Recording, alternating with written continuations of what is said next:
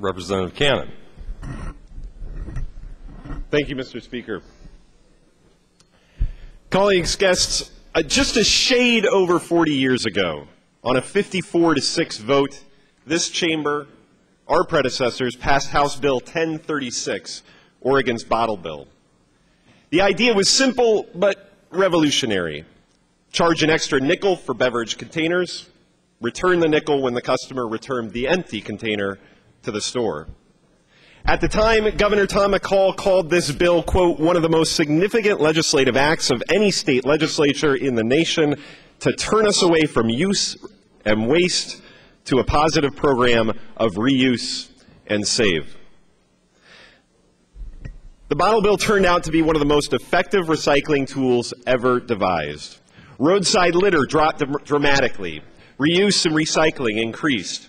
And after fits and starts, Oregon's bottle bill became the model for states around the country. Vermont, Maine, Michigan, Connecticut, Iowa, Massachusetts, New York, California, Hawaii. It became the model for countries around the world: Australia, Belgium, Croatia, Israel, Barbados, Switzerland, Sweden. All countries with bottle bills, bottle deposit systems that mimic Oregon's. And here's what the bottle bill has meant for Oregon. In just its first 35 years, out of 3.7 billion beer and soft drink containers sold, 3.1 billion of them have been returned for a deposit. 3.1 billion containers. That has meant 4.1 million tons of glass, 300,000 tons of aluminum, 100,000 tons of PET recycled or refilled. And that recycling, colleagues, saved 77.7 trillion BTUs of energy compared to disposal. That's the equivalent of 620 million gallons of gasoline, the equivalent of keeping 1.3 million cars off the road for a year. Today, under Oregon's bottle bill and bottle bills across the country, more containers are recycled in the 11 bottle bill states than in the other 39 states of the Union combined.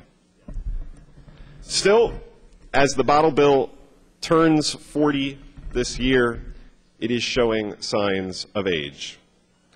Whereas at one time, more than 90% of deposit containers were recycled, today that number has dropped to 75%.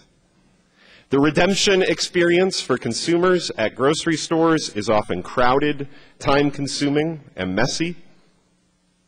A nickel just isn't worth what it was in 1971.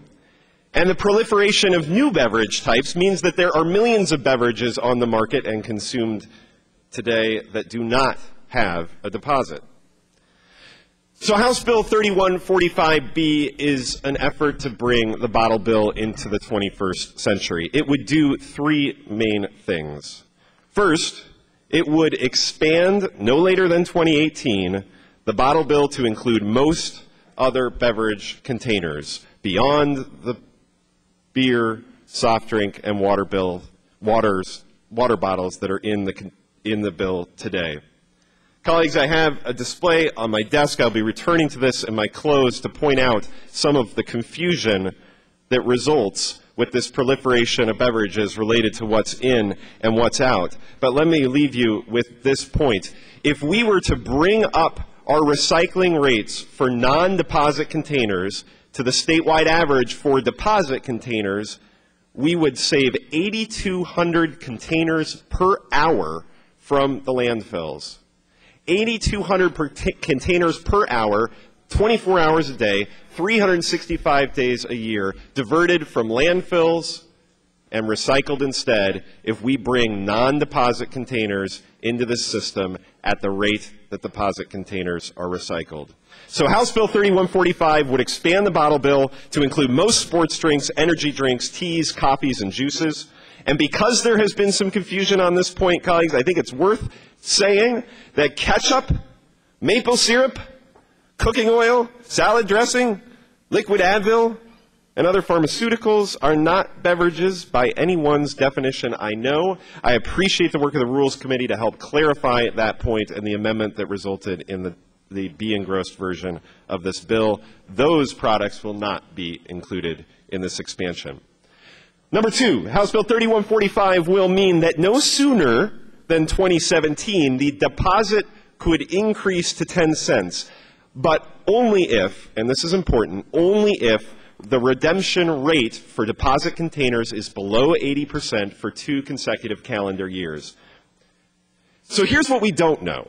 We don't know whether this 10-cent increase, this increase to 10 cents, will ever be triggered. The industry that runs this bottle bill is determined to manage the system to achieve an 80% redemption rate and keep the deposit at a nickel. But here's what we do know. If the deposit increases to 10 cents, we will get a significant uptick in redemption rates. In Alberta, at 10 cents, nearly 90%. In Michigan, at 10 cents, above 95%. A nickel in 1971 had the same value as a quarter today. Point three, House Bill 3145 will permit a one-time pilot of a redemption center that would serve a larger territory than the 2 redemption centers that are operating currently in Wood Village and Oregon City. This is an opportunity, colleagues, for the grocers and distributors who run this bottle bill to show that the redemption center model can work as a partial substitute for in-store redemption, at least in some communities. The pilot redemption center will be the first opportunity to test a hybrid model of redemption with limited in-store redemption occurring alongside near to the redemption center. Provisions in this section will require all nearby retailers to participate in the pilot redemption center or provide equivalent services. Here's what's not in this bill.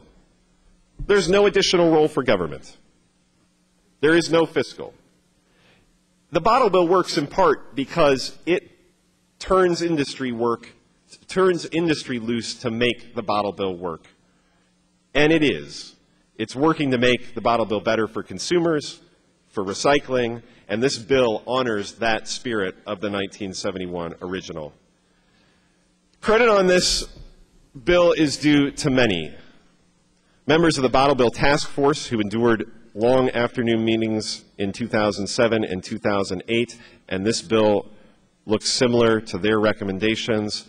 Credit is due, deep credit due, to representatives from West Salem, from Roseburg, my co-chair from the Christmas Tree District, for their time, effort, and support on the bill. Credit is due to the industry groups, Oregon's recyclers, distributors, and grocers who, after decades of deep division around the bottle bill, are developing innovative ways to make our system the best in the nation, including through the creation of a statewide beverage cooperative that operates the system. This bill reflects their ingenuity and their commitment as much as it does any policymaker.